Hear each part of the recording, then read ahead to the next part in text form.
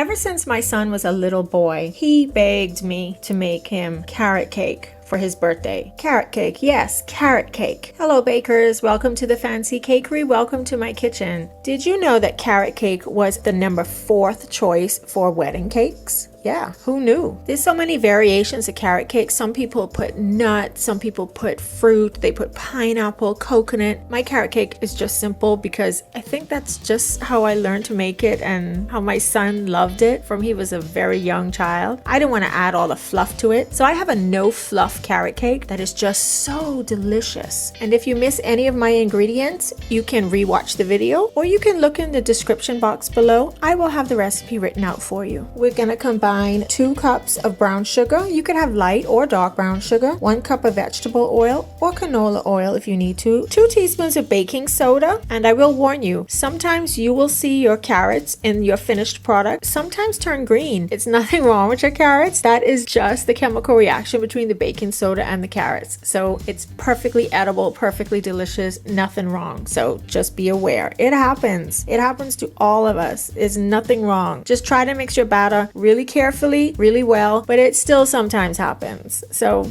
don't worry about it. Just eat your green carrots. Hey, can you do me a favor? Can you click that like button so YouTube can actually spread my video, because that's how it works.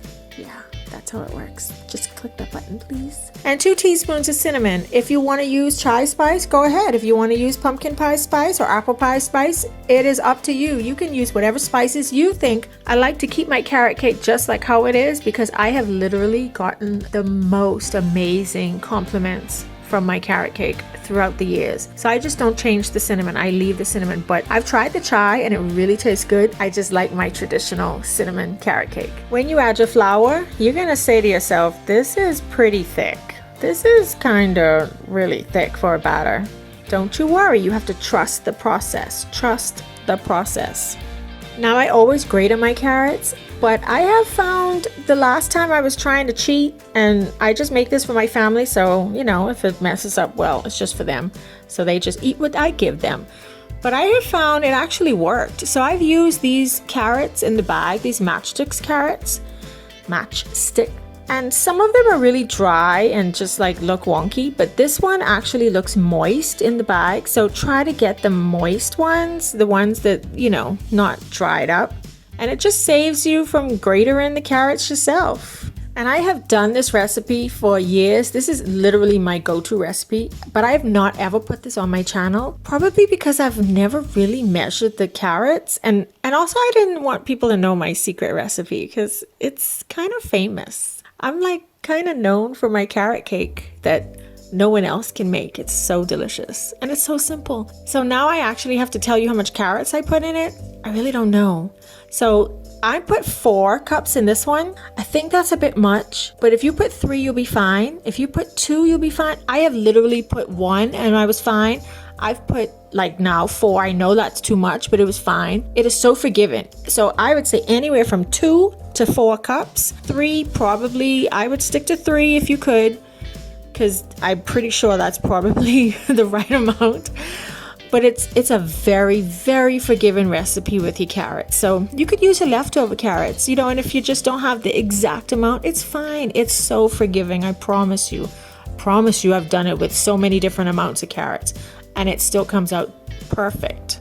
If you made it this far in the video, then you may as well subscribe because you actually like to bake and you actually like my recipe. So I got many more. So subscribe so you don't miss anything.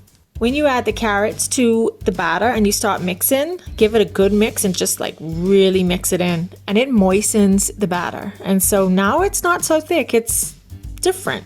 It's just right.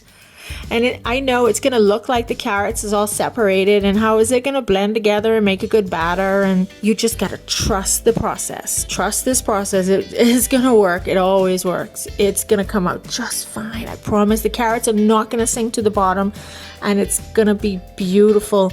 And you're not even going to know it's carrot cake. Some people eat it and they're like, what is this? And they ate the whole thing and I'm like, it's carrot cake? And they're like, what? Carrot?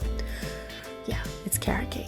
It doesn't taste like carrots. It's just delicious. You can eat your carrot cake by itself. You don't even need a frosting. Just eat it by itself. It is delicious with tea, coffee, just by itself. It's such a nice cake. But when you add the lemon cream cheese frosting, you are taking your carrot cake to a whole different level. And if you are going to do a stacked tiered cake with this carrot cake recipe, you cannot use the frosting. It is too soft. It just will not hold up to stacking on a tiered cake. I don't care how much powdered sugar you put. You could add the whole 500 bags. It's only going to make it sweeter and just gooier. It's not going to make it hold up any better. Okay, you just got to find a different recipe or just a regular buttercream recipe that holds up for tiered cakes. I used 2 sticks of salted room temperature butter and 1 package of room temperature cream cheese, which I always thaw out in the microwave. I have a technique. You can watch my short. And I used about 2 cups of powdered sugar and the zest of 1 whole lemon and the juice of 1 whole lemon. And then I let my daughter taste it because she has a sweet tooth, and she, I didn't trust myself. I was like, I don't know, I've been tasting, it for a little bit. I don't know what I'm tasting. And she said, definitely 1 more whole lemon and the zest of 1 more whole lemon. So 2 whole lemons with the zest of them, and I added about 1.5 cups or 2 cups more powdered sugar. It's a little forgiving. You don't have to add exact the amount of powdered sugar. It's going to be fine. 1/2 cup or more or less to your consistency. It'll be perfect. It's yours. Do what you need. So this lemon cream cheese buttercream frosting is going to be soft. You can pipe designs with it, very rudimentary designs, and it'll hold up, but it's not going to hold really good detail. But the taste is, you really going for the taste. It's out of this world amazing. I promise you. People don't even know it's cream cheese, but they keep asking me, what is it? Like, what am I eating? It's delicious. I can't stop eating, but what am I eating? They don't even know what they're eating. It's creamy, tangy, sweet, and just delicious, and they can't even decipher the taste. Do you have a friend or a family that you know that loves to bake? Hey, share my video. I have many baking videos. I bake all kinds of things. So share my videos. You never know, they might love one of my recipes. The most surprisingly delicious and moist spice cake with that creamy, tangy cream cheese frosting. You will surprise yourself how different it tastes. Not what you imagine, and you will wow your family. I have wowed mine for years. It's my secret recipe that is now not so secret. And if you watch this video to the end, you might actually like my red velvet cake recipe. And YouTube has picked another video that YouTube thinks you like.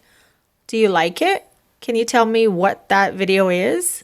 And remember, bakers, whatever you do, don't you ever, ever, ever, ever stop baking.